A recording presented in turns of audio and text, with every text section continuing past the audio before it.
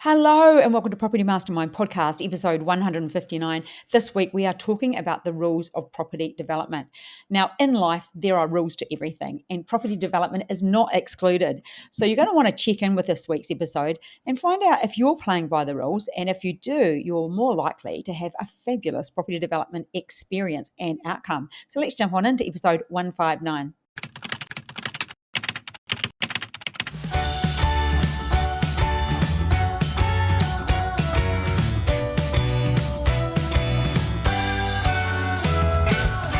Hello and welcome to episode 159. Welcome, Bob. Thank you. Great to be here. Great to be here. He just sits at his desk and I say, Bob, time to podcast.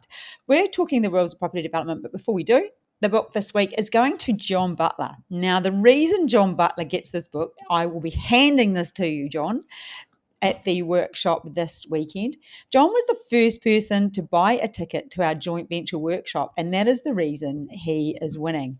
But you know what? Decisive people who make decisions and follow through, are people that go forward in life. So, John, this is your reward for being decisive, taking action, and sort of propelling yourself forward on your property journey. I'll be bringing that along with me. Okay, before we get started on the rules of property development, like I alluded to at the beginning. Oh, actually, no, I won't go there yet. Bob, have you got any tips? Any tips? Yeah, I'm going to say this every week. I know, you put me on the spot. Oh, it's not on the spot. Well, here's a tip. Yes. As you know, we're flying to Sydney for the workshop on Friday. Yep. When you book your tickets, before you finally book your tickets, always check that it's AM or PM and get it right. Have I booked the wrong tickets? No. Oh. But I haven't. I can remember rocking up to the airport on a couple of occasions where I booked it wrongly. And like, for instance, rocked up at 6 a.m. to get a flight to Sydney or Melbourne. I need to find out I booked it for 6 p.m. that night. Oh, gosh. So there's a tip. Oh, double check flights. You know the old thing, measure twice, cut once? Yeah. Well, before you hit that button and lock your flights in, just check that AM, PM. Oh, do you know, I did that once the other way around. I was flying I used to live in Tauranga, New Zealand, from Tauranga to Auckland, and I booked it the other way around. I booked Auckland to Tauranga, and then I was booking the come home and then booking the go there. Did it It's backwards. hard to come home before you get somewhere. Oh, so hard. So, Bob, we're going to talk about life rules. And the reason Bob and I were walking to get a coffee this morning, and I said, it's like we need to tell the story that everything has a rule. And the example, I came up with a few examples in life when there are rules. We could use recipes. If you follow a recipe, you generally have a good outcome. And some people can wing it, and most of the time they have a good outcome. And I went through about 3 or 4 different scenarios. But the scenario that I got to that I quite liked was, you go out on a Friday night and you drink way too much, and then wait 9 months later. Who's this? Anybody. Oh. At 9 months, so let's say you're 18, and at 9 months later you wake up and you have a child now. Okay, so that was you not really following the rules. And so the outcome could be great. You could bring up a great child.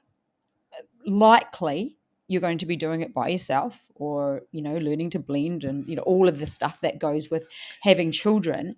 And you might get a great outcome and you might not. The things that are against you are probably age, probably not having enough money, maybe not having enough support, not having planned it, not having your career underway.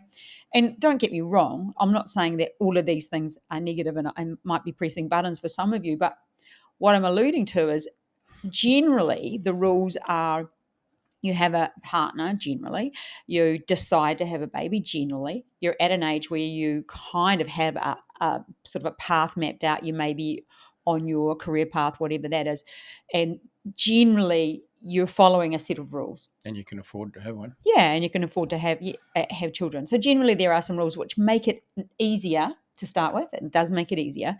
And you're more likely, I'm not going to say always, but you probably have an easier road. Now, the same goes with property development, correct? Really? I've never thought of that sort of comparison. What was the other comparison I brought up when we liked it, and then I went with this one? Oh, I don't know. It was only about an hour ago. I don't remember either. That might as well be a year ago. So much has happened in the last hour. Yes, exactly. Welcome to our world. I don't remember. Oh, that's an interesting one, yeah. So So basically, there are rules that make things easier. Yep. And there are rules, and when you stick with those rules, you generally will get a better outcome. So we're going to unpack those and how they relate to property development. Okay. Yeah. Okay, Bob. So the first one is be true to yourself. Be true to yourself. So you have to love property. You don't want to get into property development just to make money. You actually have to love doing property. Would you think about that? Yeah. So what are your thoughts there? Well, that's true. Yep.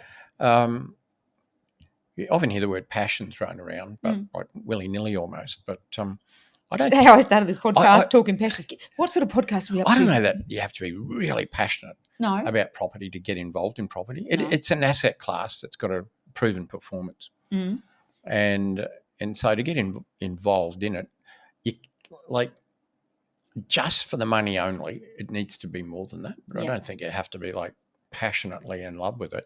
You might become more and more in love with it, as I did, really, when I think about it.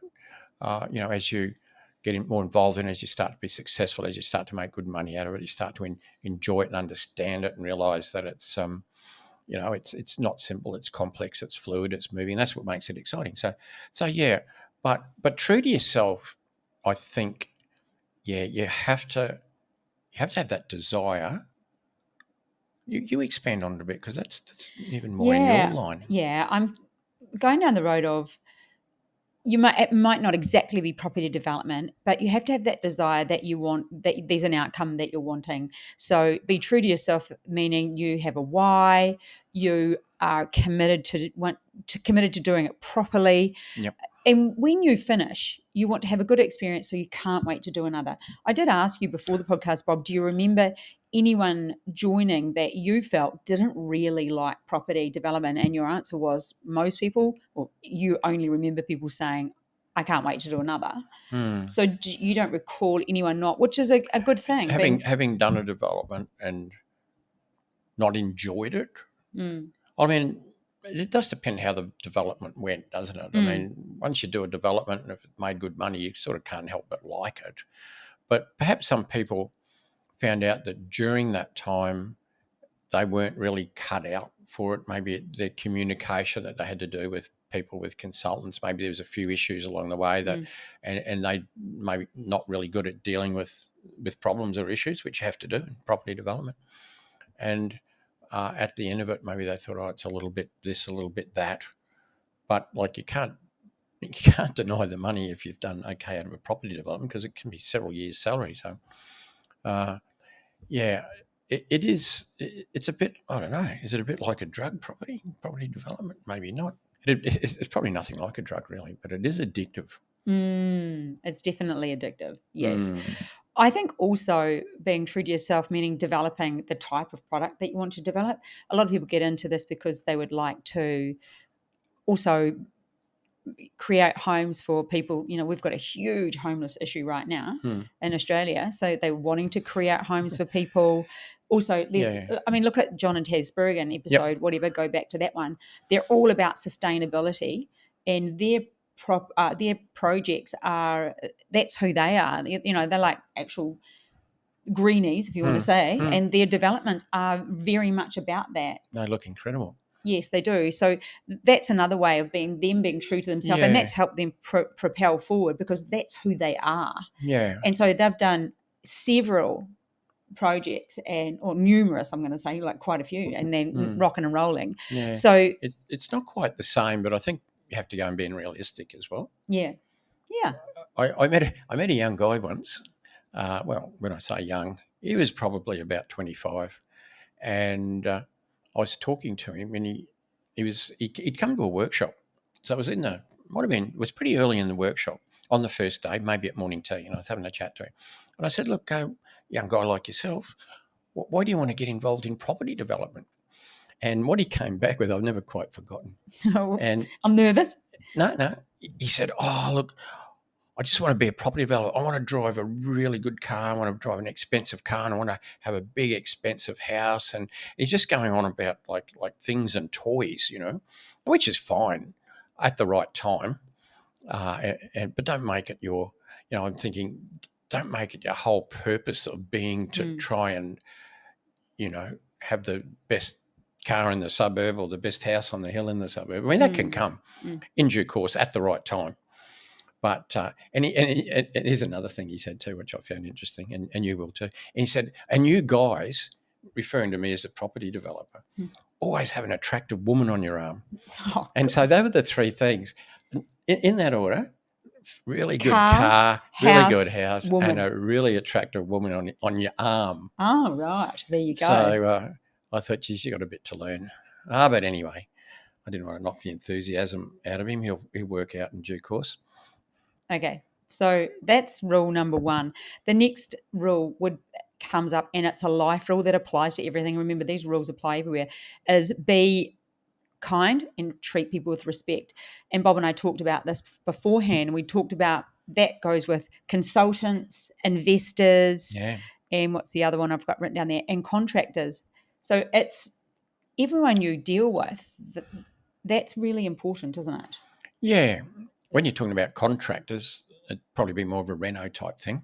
Because as developers, we don't deal with contractors. You just deal with the builder. But like But you're consultants too. Oh, yeah, consultants, yeah. You know, architects, engineers, surveyors, everybody. There's probably, even on something like a simple duplex, there's probably about seven or eight different consultants that you deal with. But you're right. Yeah, treat them with respect. I've seen you on your renos, not many, but I've seen you do one or two renos where I think you spoil your contractors, don't you? But for a good reason. Oh, I just think they do such a good job, and just reward them in respect, a way. Reward. Yeah, I do sometimes feel that maybe not so much now that I'm in the property development space a bit more, but maybe in the past, I wonder if people looked down on tradies in the past. Would you say it was? But now, crikey, probably like quite a few years ago, and they weren't as well paid as they are now. Yeah, exactly. I mean, they're the new doctors. Yeah, tradies are the new doctors. Well, there you go. But a lot of them, and certain trades always earn more than others. But you know, it wasn't that long ago that carpenters are earning $35 an hour on jobs. Obviously nothing like that anymore. But yeah, they probably did a bit. I mean, even when I went through school, I mean, it's sort of like the dumb kids that went and became tradies. But some of them I know that, ended up owning their own businesses and building companies and everything, did really well. And they started off as tradies. But yeah, you're right now. But consultants, they're people that go to university for 4 or 5 years just to get their degree. But that's not why I don't respect them because of that. No, because we should treat everybody with respect. So this is like the rules from life that apply to property development, and no matter what. And yeah, no matter what. The other thing I've written down there is investors, because we even this weekend our 2-day event this weekend is a joint venture event. So somebody's going to be an investor, and that could be you.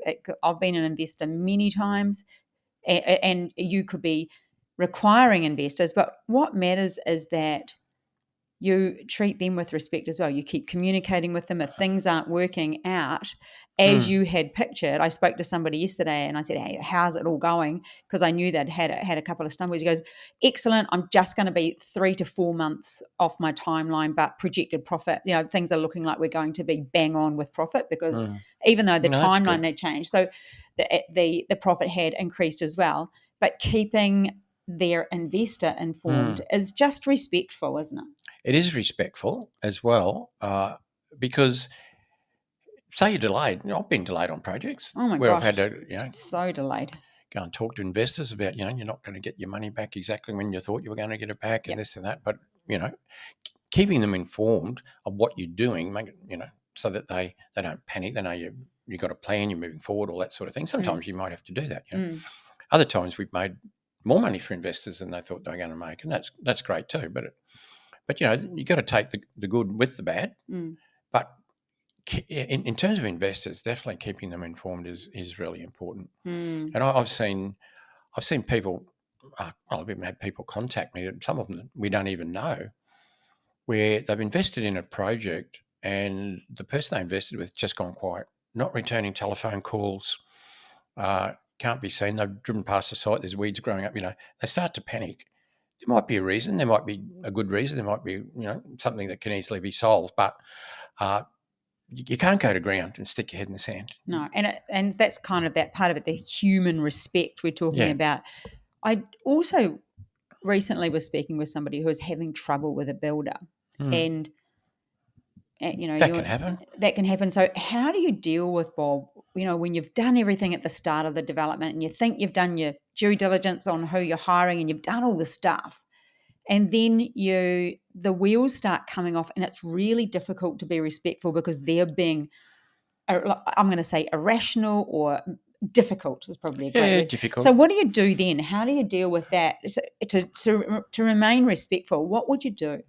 Well, a lot of it's around communication with people. When you've got a difficulty with somebody, it can be miscommunication or lack of it. That doesn't mean that will always solve that problem. But you need to be able to sit down and try and work out, well, what are the issues? What's causing the issues? What can be done about the issues? With a builder, maybe they've taken on a couple of extra jobs that's really stretching them. They're struggling with time. They're struggling with tradies, whatever. Maybe their cash flow is hurting, but they don't want to tell you that, But open lines of communication, first of all, is to work out, well, what is the issue, and what can we do about it? Yeah. I had a builder once that was struggling a bit for cash flow, and during a project they get paid every month. And so I had a look, and we worked out that if he was paid fortnightly, it would make a definite difference to his cash flow. However, the trade-off was that in doing that, he gave, because he had a few extra jobs on, he was struggling a bit on paying. One or two of the jobs were a bit slow getting paid. But it affected everything. I said, I'll see what I can do by talking to the financier about taking you from a fortnightly from a monthly to a fortnightly, which will help your cash flow. But I want to see the benefit of that on my project as well. So he sped up. I did have that. I had the conversation with the financier, and that financiers can get pretty a little bit funny if a builder wants to go from monthly to fortnightly payments during a project, because it means typically that they're suffering cash flow problems. Whoa. So we had to have that conversation. With the builder and with the financier, who was okay about it. And so we started to do that. That cost me a little bit of money, which I wanted to be reimbursed for, because I had to get the quantity surveyor in twice a month instead of once a month. So that needed to be sorted out down the track, and it was. And I wanted to see the benefit of it as well.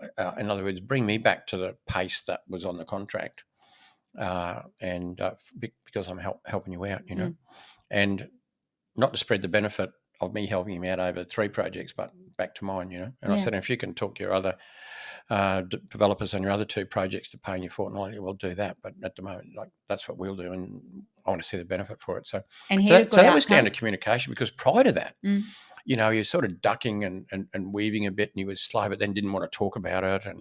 And so ultimately we just had to sit down and have the conversation we had to have, work out what the problem was. He's probably, he was a little bit reluctant to talk about it, but we got to it. And then we had to look for a solution. That's a fairly simple example, but it's back to the thing. If there is a problem, let's talk about it. Let's see what it is. Let's see if there's a solution, not just react. And then closer communication lines up. Makes me think of each personality, how they respond under pressure. Like for you and I this week, getting organised for the joint venture workshop in Sydney has been a bit of extra work, which, you might just think, what, you just got to go to Sydney? Well, it's a bit more than that. You've got to create... Particularly in the last week leading up to it. Oh, crikey. There's quite a few presenters, and getting all their slides in and making sure everything kind of matches, and then printing workbooks, but, the booking of the stuff. And a lot of that's gone to other people. But then we've had somebody away on the team sick with that blimmin' influenza A. So it's been a little bit stressful, because you're still doing what you normally do. And it's just been a crazy time. And so the reaction of the personalities around that really shows up. So I'm more likely to just be abrupt, because I have a high D personality. I'm the captain. So that I'm just head down, bum up, get it done. And then we have other people doing some things. Your personality style becomes a little bit sort of, I'll just back off and Well, I just get the stuff done in the background anyway. I don't yeah, try not to engage in try not to the emotion engage. side of things. I'm not in the emotions either, but when you've got people around, like it's interesting when you're under pressure how you react, and that's what I'm sort of alluding to here. And when you're talking about traders, your average builder or your average consultant isn't really adept, what's the word I'm looking for, to having conversations about issues. They don't generally. It's like I'm a man up, go to work kind of thing, I would assume. And so when each person doesn't understand how others are reacting, it makes it kind of difficult. It's so important that we're aware of ourselves. That's what I'm saying, I suppose. Yeah. So the next thing, Bob, is take responsibility. So when you're doing a property development, it's your development. If things start going wrong, or just ensure they go right. So ensure they go right, it's your responsibility. And if things go wrong, it's your responsibility. What do you want to add to that? It's always your responsibility because you're the one with your backside on the line. Yep. I mean, financially. So, you've acquired a site that took quite a bit of money, probably a fair chunk of debt and a good chunk of your own money or your investors' money, as the case may be. And look, things sometimes go a bit haywire with property developments. Things can happen to make them slower. Things can happen to make them a bit more expensive. Time can be impacted. Sometimes, you've got speed bumps and you've got to go on a bit of a detour. That's property development. And then other times, they just seem to go so smoothly that you feel guilty. But take ownership. It's yours. Because you'll own the good, but you won't own the bad. Yeah. You will all go, play the blame game. Oh, no blame game. I'm just thinking of and I've got that point to bring up in a minute, but I was thinking about the adapting. Okay, so we've just had a development where we've got some investors involved. It's one of the industrial developments we've got going on, and we've been able to go from 12 units to 16 units. And then, we're like, yes, we've done that. That's exciting. And we all go, how good are we? Because we're increasing profits, and that's great. Everyone makes more money, and everyone's happy, and it's all going ahead, and the council's really pro. But let's say the council went from, we've changed our mind, we want extra car parking, and you've got to go to 10. Then what do we generally do as humans? We're like, well, that's the council's fault, or that's their fault. It's always somebody else's fault. So we do have to take responsibility. But to ensure that those sort of issues are less likely to happen, negative issues, what do we do, Bob? Well, you try and get it right up front, before you sort of got a level of commitment, can't go backwards. Like, just to use that particular example that you got there, it's about getting everything right before you're committed. So in terms of like that number 12, we wanted to know that we could definitely get a minimum of 12. And that required we had some initial rough plans done up by the architect. We also took them to the planner, looked over those. The planner's got a lot of experience with council and this sort of stuff. So he said, no, look, you'll be good. You're good for 12, minimum 12. He said, possibly an upside. I said, okay, let's just run with 12. So we did our numbers at 12. We did our talk to investors showing 12. And we did a lot of due diligence before we locked ourselves into that contract. And that's taking responsibility in a smart way, but doing it up front.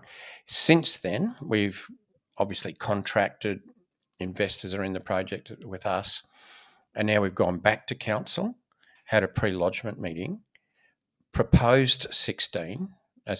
We never proposed 12, remember. That was our internal thing that we thought that'd be the least we'll get. And with a very pro-council, I've got to admit I'm not used to it. Yeah. I'm not used to a council being so much in favour as this one was of this particular product, but they were, and they're happy with 16. They've given us some relaxations on parking that makes all that possible, and they're very pro. So grab it when you can, when you've got a friendly council that's actually helping you push things. But back to taking accountability, it all started back in the beginning before we really locked ourselves into that deal. And really, it was the due diligence, starting with this will be our lowest I'm going to say, it's almost, what's the word for worst case scenario? This is the scenario that No, is the absolute worst case. minimum. Yeah. So the due diligence But it was looked done. good. It looked good at the minimum, so Yeah. it's only going to get better. But not just that project, for other people moving forward, you have to make sure you've done all the due diligence. You can't just wing it, hope it's going to happen. We've told enough stories. We've told about the mining subsidence. We've told about the green bell frog. We've got so many stories, or Bob's got so many, I can just about repeat them all. So many. But I think it's just that reminder that it's your job to make sure that you know the stuff. That's it. And you've got a team of professionals there. Your different consultants. Choose wisely. Yep. And you've just got to knuckle down. It's rare that there is no solution to something. There's nearly always a solution. It might be a preferred solution, but maybe option number 2 or 3 is still going to get you there. The next one is pursue continuous learning and growth. And as you were talking about that, I was reminded of something else. I'm going to go, I'll just, the example that came into my head, I remember we did a workshop a couple of years back in Sydney, and this lady rang on the day we were flying there to the workshop and said, is there any chance I could get a ticket? And I'm like, usually our numbers are tight by the end. Like, we are sold out for this weekend. We've gone over. We've put an extra table in, which makes some people a little bit uncomfortable. But anyway, we'll get there. I've had 2 people promise. They're like, I'll stand in the back of the room. But anyways, she rang and I said, yeah, you can. We could probably take one more. She came along, and after the workshop, she said to me, I've done a few developments, but this has plugged the holes. So what that means is, how can you do full due diligence if you've got knowledge gaps? Because you don't know what you don't know. And that's exactly the problem. Yeah, not knowing what you don't know. So by having those holes plugged, you're less likely to, miss things. But anyway, this next one was continuous learning and growth. And that was her continuous learning and growth. The other things I've thought about, Bob, is sustainability trends, for continuous learning and growth, what's sustainable right now, looking at current trends, what the market wants, and also AI. So do you want to add anything to that when it comes to, in a life rule, keep continuously learning, even understanding people, how we communicate? Yeah. Do you want to add anything to that? Well, I mean, that's got it well nailed. And I remember that case that you're talking about there. But if you're doing something you like, then further education or further, obtaining a knowledge in that area is actually fun and enjoyable. So that's the difference. If you enjoy it, and you should, I mean, if you're continuing to do it, I assume you're enjoying it. And so it's not hard to want to learn more, to want to be better. Because being better and knowing more in property development usually means making more money, making less mistakes, which cost you money. But making also, less mistakes, so important. Yeah. So staying up with market trends in design, staying up with, finance, and because the thing about property generally, and particularly property development, but just property in general, it's a dynamic market. It's a fluid market, and it never stays the same for too long. Things are changing all the time, and you have to keep up with those things. I'm not just talking about interest rates, how they go up, they go down, but that's has an effect in itself. It's fluid, but what markets want, what people want in their, in their buildings that we're developing, the sort of technology they might want, the look, the feel of things. I mean, you can't do what you used to do. If we were to build a duplex today that we would have built 4 years ago, there'd be a real problem. Yeah. Things change. Yes. Yeah, and that's more a design, a fit out sort of thing as well. But that's just it's always evolving, learning and growing. Yeah, it's fluid, and it's great because that's what keeps it exciting. Do you know what you actually mentioned, Bob, is finance? And we've been talking recently how banks are starting to change the way they see property development, because for a while they've been like hands in the air reversing off, but there's a little bit of softening coming, isn't there? A little bit of softening. And that, again, it's just keeping up with stuff. Yeah. So, we've noticed that. And I was talking to one of the big brokerage firms recently, and they're seeing the same thing. They're starting to get banks knock on their door and say, well, we've been out of the market a fair bit for a while on development. We maybe put a toe back in. This is the sort of thing we might be looking for. And that hasn't happened for a while because, as we know, the non-banks supply probably about 80% of the finance in property development. The banks, maybe 20. But that's once again understanding. That's keeping in contact with people as well, understanding what's going on in the market. We're going to get to that one, I think. But okay. But even, they say the old saying, you always want to be the dumbest person in the room. Or even, just soak up the knowledge. Or at least pretend that you are. Yeah, that's what I mean. Pretend that you are. That's what I'm sort of more going at.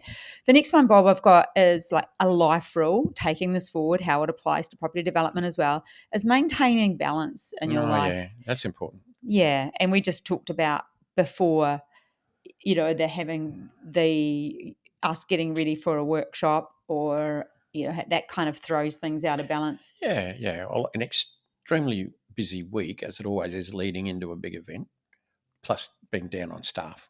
Yeah. And so, that's so. But it's not a forever thing. No. So you're sort of out of whack, out of balance for a week. It's not too bad, or even a couple of weeks. Not long after that, we're off to Vietnam. Yeah, a bit of a holiday. That'll be fun times. Yeah, that keeps you going. Yes, but that's work-life the balance. That's important in anything, not just property development. But that's what I'm saying. These life are rules. Life rules. Yeah, they are life rules. Yeah. The life rules that apply. Okay, the next one is embrace change and adaptability. Flows into quite nicely continuous learning and growth, but embracing change. That's not easy for everybody. Even my personality type doesn't grasp change. Yours doesn't love change, which is the highest. Do you know what, Bob? Your personality, which is the high S, which is the counsellor, that is the most people. Yeah, it's how many? It's like 60%. No, it's about 33. 33% of people have yours as their dominant. So that's a lot. And so a lot of people don't love change. And actually, if you think about it, most people don't love change. Not really. A lot of people don't. So you're right. But embracing it and adapting and accepting it is different from embracing it. Yeah. So that means regulatory things and being flexible with your view.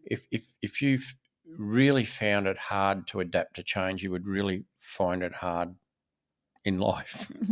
Because so much changes so rapidly. Like if you think of our parents or even our grandparents, they went through changes. Say your grandparents, they went through changes, but not to the extent that, like, for instance, I did when I was growing up.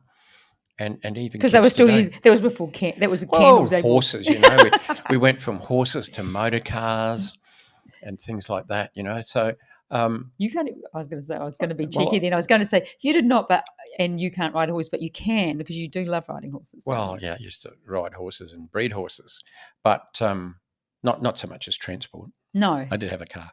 So, but like if you struggled with change, it's more of a struggle almost these days because change is constant, it's more rapid, it's compressed. And the thing with change and property development, it's being ready for the change that happens.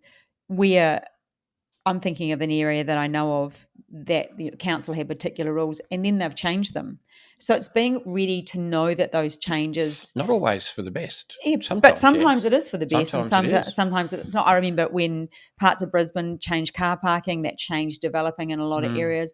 I remember, the change up in the Sunshine Coast around sort of infill, changing it, making it a bit easier. So there's always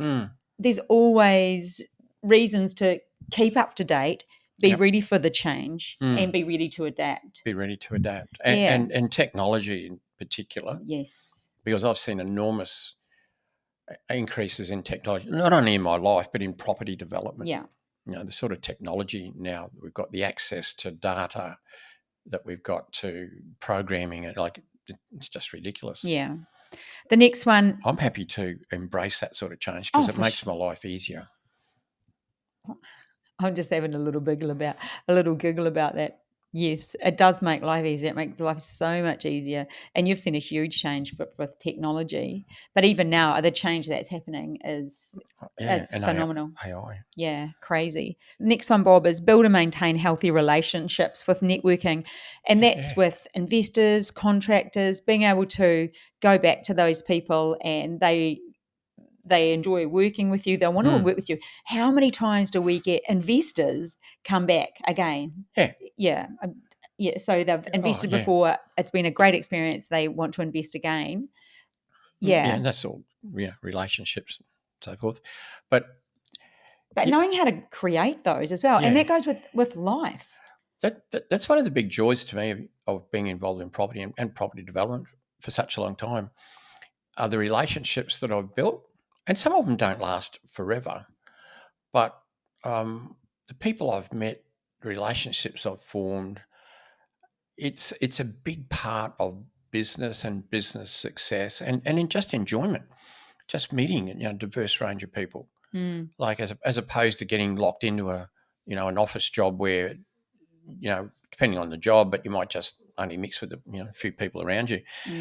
And as you know, I've got like one of my lawyers, not the only lawyer I use. I hope he's not listening. He thinks he is.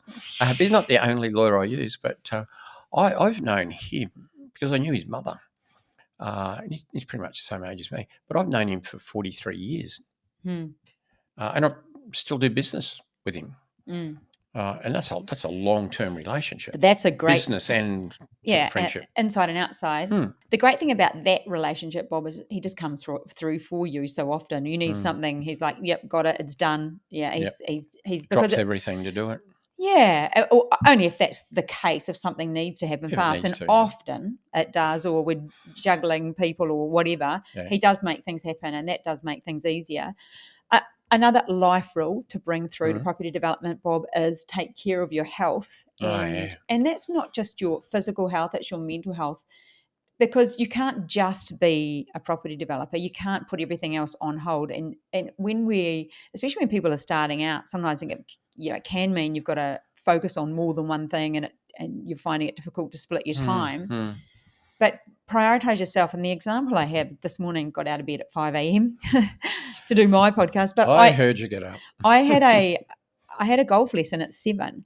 So I thought, cool, if I get up early, I could, pop out a podcast and then go and have my golf lesson, which is the health thing for me. That was really good for my mental health. If I just got out of bed at 5 a.m., done the podcast, kept working for the day, that kind of wouldn't have balanced it up enough. No. So that whole health thing sort of integrates back into life balance as well. Because if it's unbalanced and you can't get to doing exercise or whatever, then, that balance, that good balance of health as well is not in there. Yeah, well, I know straight after this you're going over to the boat. There's a little bit of exercise involved in that. Yeah, put the battery in or something, I don't know. I was like, oh, okay, see ya. Okay, giving back to the community, giving back, Bob. We both do plenty of that. Yep. But, everybody giving back, whether that is with profit that you make, doing something nice for people, to your family, whatever it is, it's important. Different things, to give back. And I think we should wind it up with probably one of my favorites is just setting realistic goals. Yep. It's important because often I'll speak to people that have kind of unrealistic goals. It's great to have that big BHAG over there. It's awesome. The big but is when it's too big, your brain can't actually work out how to get there. So you need to have something that creates disappointment and frustration, I guess. And inaction. Inaction, yeah. That would be the worst thing you could do. Yeah. So set realistic goals and then, what I believe in, CBA, be clear about what you want, believe it's possible and take action. They're the 3 things that'll get you everywhere in life. But adding these life rules, infusing things in the background are really important. Yeah. So that's been good talking about life rules because rules, I can get my back up a little bit on rules. As we often say, they're more guidelines, when we talk about stuff. If there's a rule, well, it's a bit more of a guideline than a rule. And they're just guidelines to having a good experience in property development. They're rules that apply to more than one area of your life. And there are a few more. I just thought we'd probably... but they're all relative to property, to investment, to property development. So, that's good. All righty. Well, I think it's time we wrap this one up. We'll look forward to seeing a lot of you this weekend if you listen at the Joint Ventures Workshop. And John, I'll be bringing the book with me. All right. We will catch you next week. Bye for now. Bye.